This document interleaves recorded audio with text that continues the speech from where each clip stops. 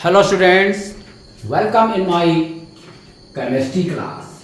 तो आज हम केमिस्ट्री में बहुत ही important topic class 11, class 12, JEE, NEET और अन्य कोई भी कॉम्पिटिटिव एग्जाम के लिए बहुत ही इम्पोर्टेंट टॉपिक है टू प्रिडिक्ट हाइब्रिडाइजेशन।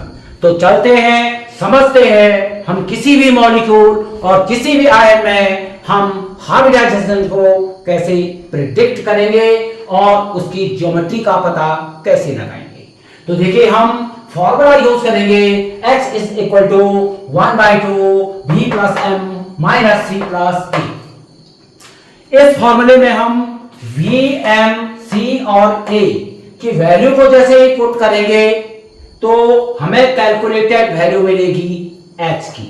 अगर h की कैलकुलेटेड वैल्यू अगर 2 है तो hybridisation sp x is equal to 3 sp2 hybridisation, x is equal to 4 sp3 hybridisation, x is equal to 5 sp3d hybridisation, x is equal to 6 sp3d2 hybridisation, x is equal to 7 sp3d3 hybridisation. जब हमें x की calculated value से hybridisation का पता चल जाएगा तो हम बता सकते हैं कि इस मॉलिक्यूल की और इस आयन की ज्योमेट्री क्या होगी। देखिए, अगर हाइब्रिडेशन sp है तो मॉलिक्यूल की ज्योमेट्री हो जाएगी लीनियर।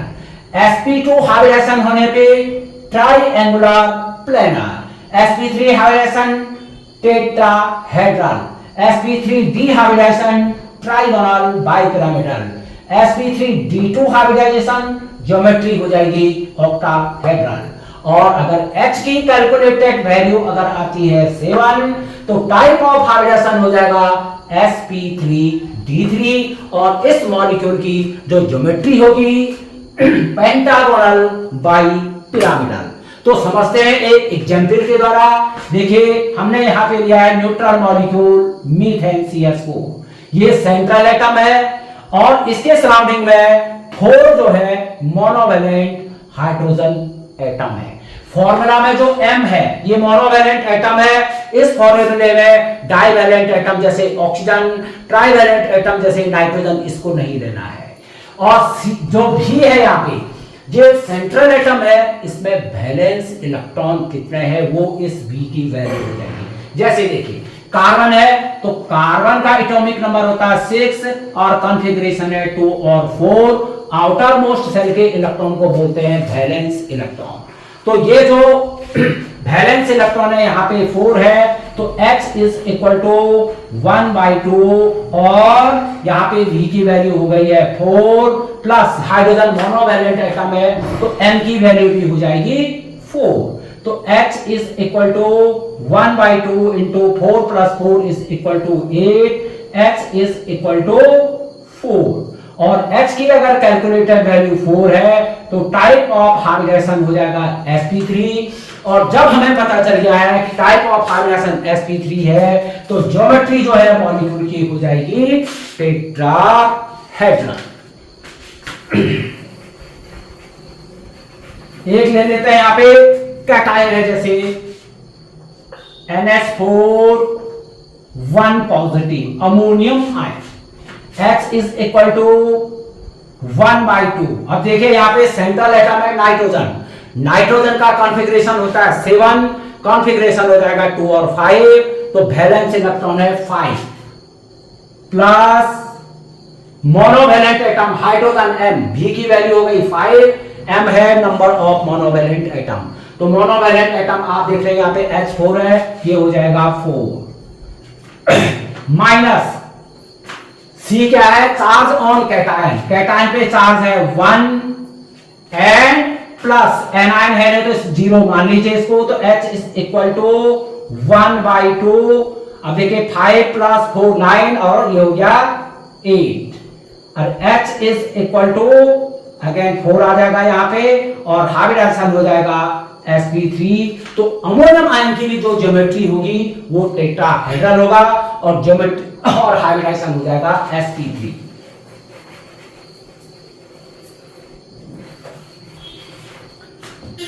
नेक्स्ट ले लेते हैं IF7।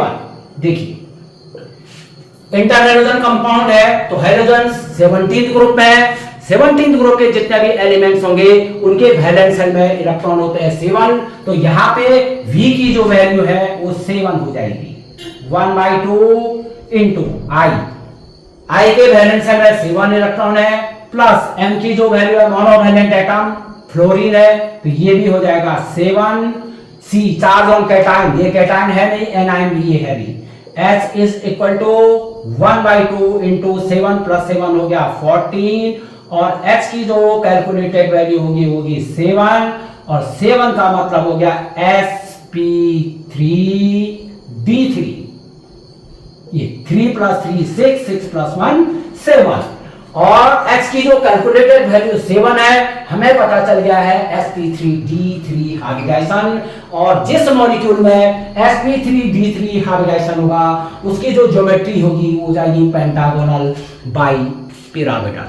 तो किसी भी न्यूट्रल मॉलिक्यूल और आयन में सेंट्रल एटम का हाइब्रिडाइजेशन आप इस फॉर्मूले को यूज करके प्रिडिक्ट कर सकते हैं और उसकी ज्योमेट्री को भी बता सकते हैं। बहुत ही इंपॉर्टेंट टॉपिक है क्लास 11, 12 जेईई नीट और कोई भी कॉम्पिटिटिव एग्जाम के लिए। लेकिन यहां पे समझना है कि number of valence electron around the central atom, जैसे यहां पे आई है मीथेन के केस में जो है CH4 के केस में C था। M है मोनोवैलेंट एटम, यहाँ पे डाइवैलेंट जैसे ऑक्सीजन है, ट्राइवैलेंट जैसे नाइट्रोजन है, इस फॉर्मूला में उनको नहीं यूज करना है। तो हमें ज्योमेट्री का पता चल गया है और एक होती है डिस्टॉर्टेड ज्योमेट्री, जैसे सुना होगा आपने पिरामिडल, बेंट और एंगुलर। तो डिस्टॉर्टेड जो ज्योमेट्री होगी अब आगे नेक्स्ट लेक्चर में हम पढ़ेंगे VSEPR थ्योरी और उससे ज्योमेट्री और किसी भी मॉलिक्यूल के शेप का पता कैसे चलेगा हमको। तो होप है ये आज आपको समझ में आएगा। मिलते हैं नेक्स्ट लेक्चर के साथ।